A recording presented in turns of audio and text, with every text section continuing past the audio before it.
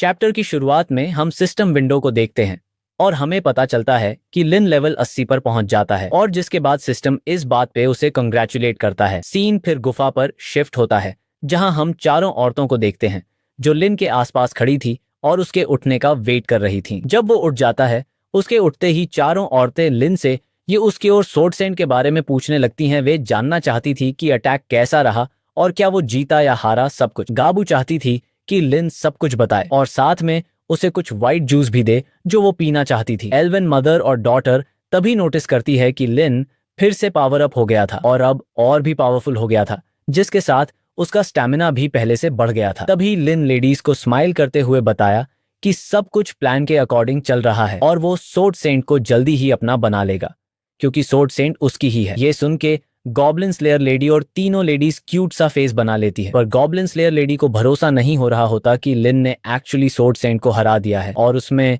अपने सीड्स भी प्लांट कर दिए हैं फ्यूचर सिबलिंग्स के लिए। जिसके बाद लिन एक्सप्लेन करता है कि भले ही वो कुछ सेकंड्स में ऐसा कर सकता था लेकिन उसने थोड़ा और मजा लेना चाहा था। लेकिन जब चीजें सच में मजेदार होने लग गई थीं तभी होली सेंटिनल्स और उसके सोल्जर्स वहां आ गए और स्वॉर्ड सेंट को अपने साथ ले गए और उसका प्रोग्राम फिनिश होने से पहले ही खत्म हो गया।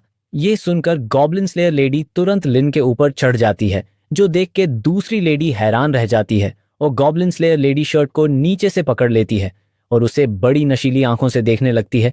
साथ ही शर्ट उठाने लगती है और लिन को व्हाइट जूस देने को कहने लगती है क्योंकि अब उससे व्हाइट जूस पीने का वेट नहीं हो रहा था। वो जल्दी से जल्दी व्हाइट जूस पीना चाहती थी लेकिन क्योंकि लिन पहले ही स्वॉर्ड सेंट के साथ प्रोग्राम कर चुका था तो वो चाहता था कि लेडीज उसे थोड़ा रेस्ट दें और इसके अलावा उसने उनसे कुछ सीरियस बात भी डिस्कस करनी थी। लिन फिर एक्सप्लेन करना शुरू करता है कि भले ही उन्होंने एक शानदार जीत हासिल की है और अपने ट्राइब के ग्रो होने के लिए कीमती टाइम बाय किया है, अब उन्हें एक नए जगह में जगह बदलने की जरूरत है। ऐसा इसलिए ताकि उन्हें इंसानों के हमला करने और बदले के फियर में न रहना पड़े। जो सुन के लेडीज कहती हैं कहाँ जाए, हम कहाँ जाएंगे, और सोचती है कि लिन कहाँ जाने का प्लान कर रहा है। यह सुनकर लिन एक ईविल स्माइल करता है और लेडीज को बताता है कि यह एक ऐसी जगह है जहां सबसे डिवाउट होली सेंटिनल्स भी जाने से डरते हैं। वो जगह ग्रैंड टूम है जहां से ऑक्स स्पीसीज आई थी। फिर सीन शिफ्ट होता है और हम गॉब्लिन्स के एक और सेटलमेंट पर आते हैं जो पानी की गुफा से निकल गए थे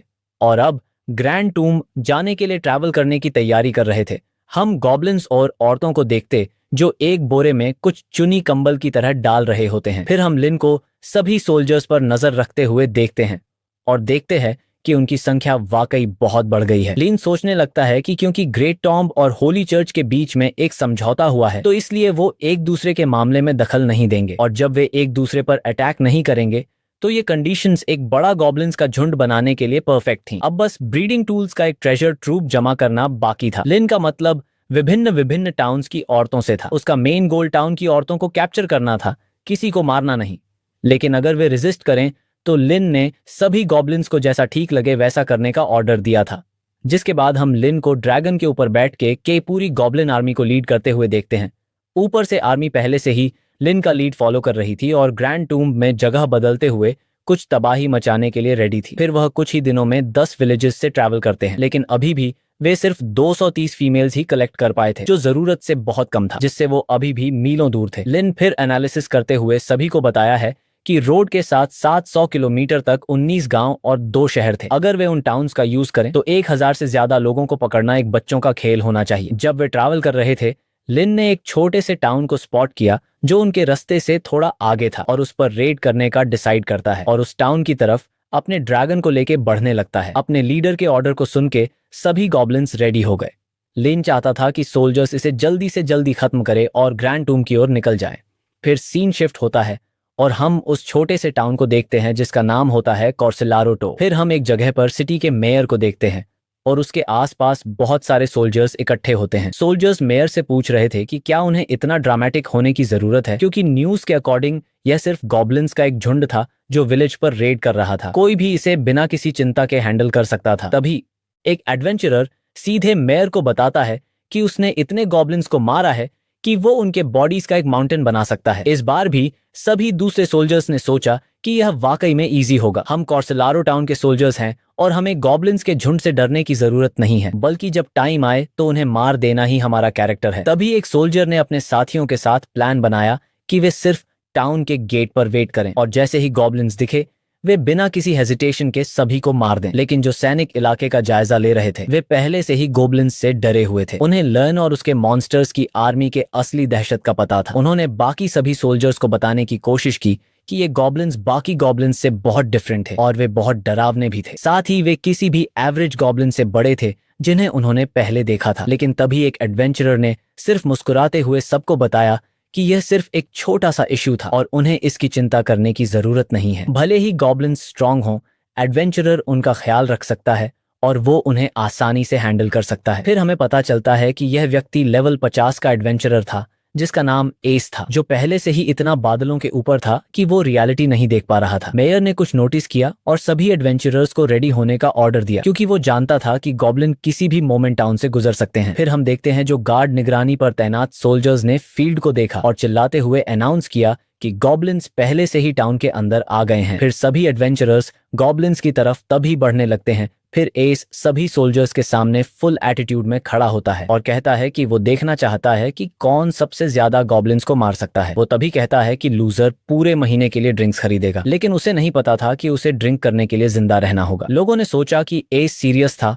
और उसे ये भूल जाने के लिए कहा क्योंकि वे जानते थे कि एस पूरे टाउन में उनमें सबसे स्ट्रॉन्गेस्ट था और कोई भी उसके सामने टिक नहीं सकता। फिर एस वाकई उनकी बातों में आता है। वह सोचता है कि यह वाकई बोरिंग होने वाला है क्योंकि ये सिर्फ कुछ गॉब्लिन्स थे, लेकिन फिर भी उसने इसे खुद खत्म करने का फैसला किया ताकि वो कुछ और पैसे और मेयर का फेवर कमा सके। फिर वह अपनी आंखों से उनकी तरफ देखता है और कहता है वो चाहता है कि सभी दूसरे एडवेंचरर्स पीछे रहें और रेस्ट करें। और उसने डिसाइड किया कि जब भी टाइम आएगा वो गॉब्लिन्स को अकेले हैंडल करेगा। लेकिन जैसे ही वो मुड़ा उसने देखा कि बाकी सब डर से कांप रहे थे और जैसे ही वो फिर से मुड़ा उसने एक बड़े गॉब्लिन्स के झुंड को देखा जो उनकी ओर आ रहा था। साथ ही उसकी नजर एक ड्रैगन की ओर जाती है जो झुंड के ऊपर उड़ रहा थी।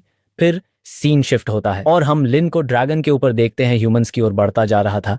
फिर हम देखते हैं कि सारे डस्ट और स्मोक से कई गॉब्लिन्स बहुत तेजी के साथ ह्यूमंस की ओर बढ़ते जा रहे थे। फिर हम पहले एडवेंचरर को देखते हैं जो अपने घुटनों पर गिरा होता है और डर के मारे अपने पैंट में पी कर देता है। वो ड्रैगन की पहली नजर से ही इतना डर गया था, उसे यकीन नहीं हो रहा था कि ऐसे डरावने जीव वाकई में एग्जिस्ट करते हैं। वो ये देख के और डर जाता है कि ड्रैगन्स गॉब्लिन्स के साथ है। फिर सभी दूसरे सोल्जर्स अपनी जान बचाने के लिए भागने लगते हैं। फिर यह रियलाइज करते हुए कि सेंटिनल्स ने उन्हें कभी नहीं बताया था कि वे गॉब्लिन्स के साथी थे जो साफ तौर पर मॉन्स्टर्स थे। इस बीच एस खड़ा नहीं हो पा रहा था और अपने सभी साथी से उसके लिए वेट करने के लिए कह रहा था, लेकिन यह काफी नहीं था। एडवेंचरर्स को ऐसे भागते हुए देख लिन कहता है कि यह बहुत इंटरेस्टिंग है। फिर रियलाइज करता है कि टाउन में इतने सारे लोग पहले से ही तैयार थे और सोचते थे कि वे गॉब्लिन्स को मार सकते हैं, लेकिन अब तो पूरी मारकाट शुरू हो गई है। फिर लिन ने गॉब्लिन आर्मी को टाउन के अंदर जाने और जो भी मिले उसे कैप्चर करने का ऑर्डर दिया। फिर गॉब्लिन सभी हाउसेज और इन्स पर अटैक करने लगते हैं जहां सोल्जर्स छिप रहे थे। इस बीच एस के कंपेनियंस उस पर चिल्ला रहे थे। जो टेबल के पीछे छिप के लेटा था वे उसे बोल रहे थे कि उसे गॉब्लिन्स को हैंडल करने का प्रॉमिस नहीं करना चाहिए था जब वो ऐसा नहीं कर सकता और बस वहीं बैठकर बार बार अपने पैंट में पी करता रहे। इस बीच एस डर के मारे कांप रहा था और समझ नहीं पा रहा था कि ये गॉब्लिन्स इतने डरावने क्यों थे। उसने जिन गॉब्लिन्स को मारा था वे हमेशा इतने छोटे थे और लगभग बिना दिमाग के थे। वो श्योर था कि अटैकर्स कोई दूसरी स्पीशीज थी जो गॉब्लिन का भेस लिए हुए थी। लेकिन तभी एक म्यूटेटेड गॉब्लिन्स में से एक एस के सामने आया जिससे वो एक डरी हुई लड़की की तरह चीखने लगा जैसे कोई लड़की छिपकली को देख के करती है। और इससे पहले कि गॉब्लिन उसके साथ कुछ कर सके वह बेहोश हो गया और अनकॉन्शियस हो गया। फिर लिन ने एडवेंचरर्स को बताया कि उसने सोचा था कि यह बहुत मजेदार होने वाला है, लेकिन पूरा कत्लेआम एकदम झटपट खत्म हो गया। ज्यादा मेहनत भी नहीं लगी और इसमें मजा भी नहीं आया।